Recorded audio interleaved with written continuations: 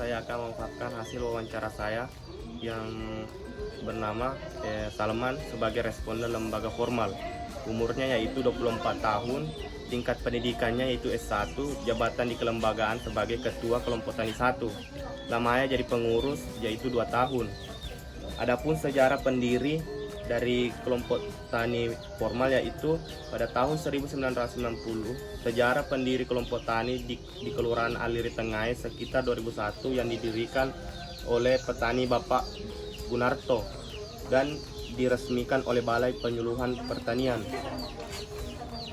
Kemudian adapun tujuan dari kelompok tani formal yaitu mempererat persaudaraan, meningkatkan hasil pertanian khususnya di Kelurahan Aliri Tengah. Adapun susunan pengurus dari kelompok tani formal yaitu pertama dari kepala desa, ketua, sekretaris, bendahara, kelompok tani 1, kelompok tani 2, kelompok tani 3. Kemudian adapun tugas dan fungsi setiap klinik. Yang pertama yaitu ketua. Ketua itu memberikan arahan atau pelaksanaan rencana setiap kegiatan atau sebagai pemimpin rapat dan pertemuan, menetapkan dan memutuskan hasil musyawarah, mempertanggungjawabkan hasil keuangan. Kemudian tugas dari sekretaris yaitu mencatat kegiatan kelompok. Yang kedua membuat rancangan rapat. Yang ketiga mengaplikasikan surat yang masuk dan keluar. Dan yang keempat membuat laporan kelompok. Dan yang terakhir itu mewakili ketua. Kemudian bendahara tugasnya itu mencatat keluar masuknya keuangan. Yang kedua menyimpan dan mengeluarkan uang. Dan yang ketiga itu membuat laporan keuangan.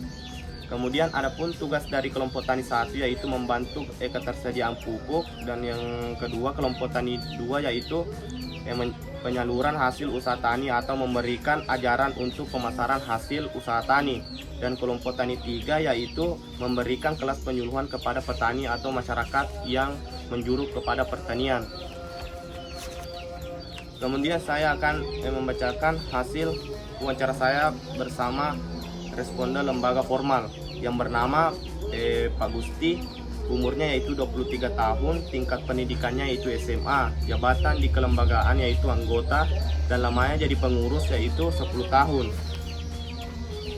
Kemudian adapun tujuan lembaga dari non formal yaitu menggalang kebersamaan secara kooperatif agar kelompok tani lebih berdaya guna dan berhasil dalam usaha tani. Kemudian adapun susunan pengurusnya yaitu pertama itu ketua, sekretaris, bendahara, dan anggota. Adapun yang sudah saya jelaskan tadi sekretaris, ketua, dan bendahara. Kemudian saya akan jelaskan apa tugas dari anggota. Anggota yaitu membantu pengadaan dari pemerintah seperti ada bantuan pestisida, pupuk, benih untuk masyarakat. Dia membantu untuk menyalurkan ke masyarakat. Kemudian kearifan lokal yang dilaksanakan biasa di Kelurahan Aliri Tengah yang pertama yaitu Masapo Wanua atau Matuda-tuda atau kegiatan sebelum pembenihan. Dan yang kedua Madoja Bine. Dan yang ketiga Macerak Taneng atau kegiatan saat pemeliharaan. Kemudian yang kedua tujuan dilakukan kearifan lokal itu yaitu mempertahankan yang ditinggalkan oleh nenek moyang. Dan yang kedua akan berdampak buruk apabila tidak dilakukan. Dan yang ketiga memberikan rasa syukur apabila bentuk-bentuk atau kearifan lokal yang ada di Kelurahan Aliri Tengah. Yang pertama Masapo Wanua atau Matuda-tudang. Kegiatan ini dilakukan sebelum pembenihan. Yang kedua Madoja Bine. Yang ketiga Macerak Taneng atau kegiatan saat pemeliharaan. Yang kedua, adapun tujuan dari kearifan lokal yang berada di Kelurahan Aliri Tengah, yang pertama yaitu mempertahankan yang ditinggalkan oleh nenek moyang. Yang kedua, akan berdampak buruk apabila tidak dilakukan. Dan yang terakhir yaitu memberikan rasa syukur apabila dilakukan. Kemudian yang ketiga, jenis kegiatan yang biasa dilakukan pada Kelurahan Aliri Tengah yaitu baca-baca sebelum panen dan sesudah, yang bermaksud untuk memberikan rasa syukur atas nikmat panen yang diberikan.